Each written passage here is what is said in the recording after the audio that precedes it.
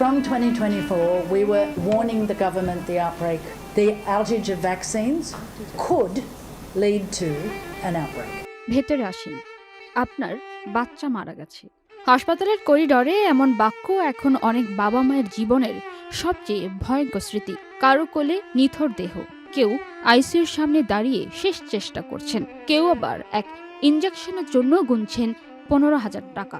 অথচ বিশেষজ্ঞরা বলছেন এই মৃত্যুর অনেকটাই ঠেকানো যেত যদি সময় মতো টিকা পৌঁছাতো শিশুদের শরীরে।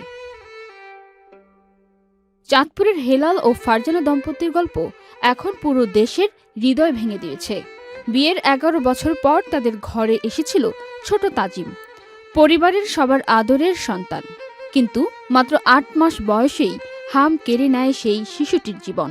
সন্তানের নিথর দেহ কোলে নিয়ে বাবা মায়ের বুক ফাটা কান্নার ছবি ছড়িয়ে পড়ে সামাজিক যোগাযোগ মাধ্যমে। অনেকে লিখেছেন এই কান্না দেখার শক্তি নেই। আরেক বাবা ছেলেকে নিয়ে আইসিইউর সামনে দাঁড়িয়ে অসহায় কণ্ঠে বলছিলেন একটা ইনজেকশনের দাম 15,000 টাকা।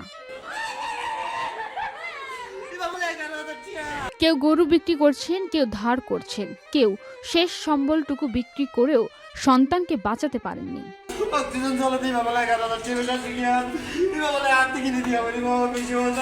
বাংলাদেশ জুড়ে এখন ভয়াবহ হাম সংকট। হাসপাতালগুলোতে জায়গা নেই, শিশু ওয়ার্ডে কান্না আর আতঙ্ক।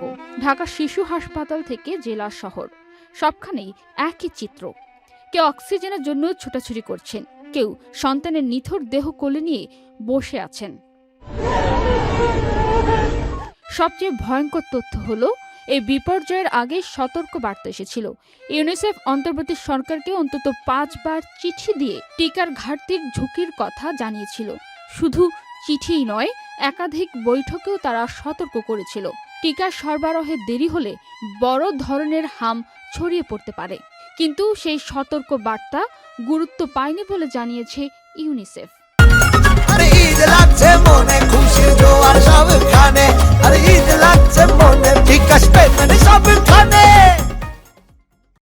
From 2024, we were warning the government the outage of vaccines could lead to an outbreak.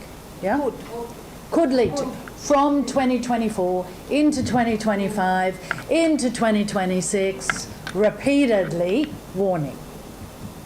The actual notification of the outbreak comes from the health system. At the same time, I can tell you, I sat with the interim advisor and the staff on at least 10 occasions, and the staff, between me and the staff, sitting, saying, we are worried.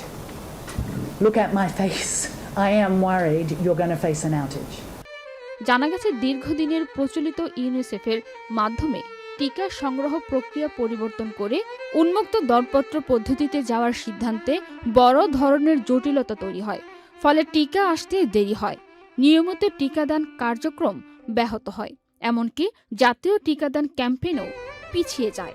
আর সেই ফাঁকেই ছড়িয়ে পড়ে হাম।